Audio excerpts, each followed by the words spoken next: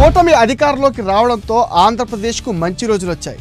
చంద్రబాబు నాయుడు ముఖ్యమంత్రిగా ప్రమాణ స్వీకారం చేసిన దగ్గర నుంచి తనదైన మార్కు పాలన చూపిస్తున్నారు. ప్రతి శాఖపైన సమీక్షలు నిర్వహిస్తూనే పాలనాపరంగా దూకుడైన నిర్ణయాలు తీసుకుంటున్నారు. అదే సందర్భంలో తన మానసపుత్రిక పోలవరం ప్రాజెక్టును ప్రతిష్టాత్మకంగా తీసుకున్నారు. నాడు అధికారంలో ఉన్నప్పుడు పోలవరాన్ని పరుగులు పెట్టించారు చంద్రబాబు. 72% పనులు పూర్తి చేశారు. కానీ ఆ తర్వాత అధికారంలోకి వచ్చిన వైసీపీ పోలవరాన్ని పూర్తిగా పడకేయించింది. గత 5 ఏళ్లలో కనీసం 2% పనులు కూడా పూర్తి చేయలేదు. జగన్ సర్కార్ అసమర్థత కారణంగా పోలవరంలో ఎక్కడి పనులు అక్కడే నిలిచిపోయాయి. సీఎంగా బాధ్యతలు చేపట్టిన అనంతరం చంద్రబాబు తొలిసారి పోలవరం ప్రాజెక్టు సందర్శించారు. ఈ సందర్భంగా అక్కడ పరిస్థితులను చూసి చలించిపోయారు. పడకేసిన ప్రాజెక్టును చూసి తీవ్ర ఆవేదనకు లోనయ్యారు. పోలవరం ప్రాజెక్టు కోసం తాను పడిన కష్టాన్ని జగన్ బూడిదలో పసిన పన్నీరు చేశారని అన్నారు. రాజకీయాల్లో ఉండదగని వ్యక్తి వచ్చి రాష్ట్రానికి శాపంగా మారారని మండిపడ్డారు. 2014 నుంచి 2019 మధ్య సోమవారాన్ని పోలవరంగా పిలుస్తూ క్రమం తప్పకుండా ప్రాజెక్టును సందర్శించి పనుల పురోగతిని పర్యవేక్షించారు చంద్రబాబు. అదే తరహాలో ఇప్పుడు సోమవారం రోజునే ప్రాజెక్టు సందర్శనను మొదలుపెట్టారు. సీఎంగా చంద్రబాబు బాధ్యతలు స్వీకరించిన తర్వాత తొలి పర్యటన ఇదే.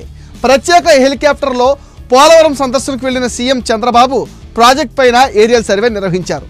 సీవెల్ సహా వివిధ ప్రాంతాలను ఆయన వీక్షించారు. అనంతరం ప్రాజెక్టును నేరుగా సందర్శించారు. స్పీల్వే, కాపర్ డ్యామ్, డయాఫ్రేమ్ వాల్ పనులను పురోగతి పైన జలవనరుల శాఖ అధికారులను అడిగి తెలుసుకున్నారు. గతంలో ఎడమగట్టు వద్ద కుంగిన గైబాండ్ ప్రాంతాన్ని పరిశీలించి అధికారులతో మాట్లాడారు.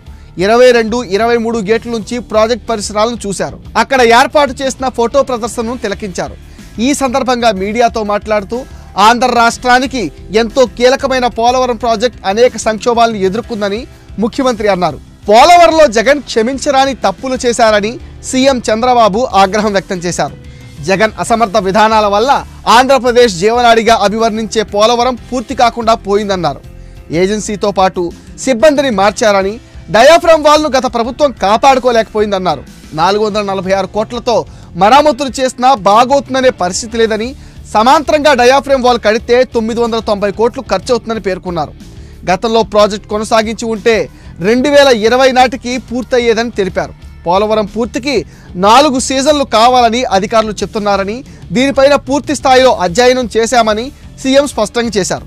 ఖచ్చితంగా పోలవరం వీలైనంత త్వరగా పూర్తి చేయాలన్న సంకల్పంతో చంద్రబాబు ఉన్నారు. అయితే అన్నీ సవ్యంగా జరిగితేనే 4 ఏళ్లు పడుతుందని అధికారులు చెబుతున్నా దరిమెళ్ళ ఎలా ముందుకెళ్లాలనే విషయంలో ప్రభుత్వం ఆలోచిస్తుంది. ఏది ఏమైనా మళ్లీ చంద్రబాబు ముఖ్యమంత్రిగా పగ్గాలు చేపట్టడంతో పోలవరానికి మహర్దశ వస్తుందని ప్రజలు భావిస్తున్నారు.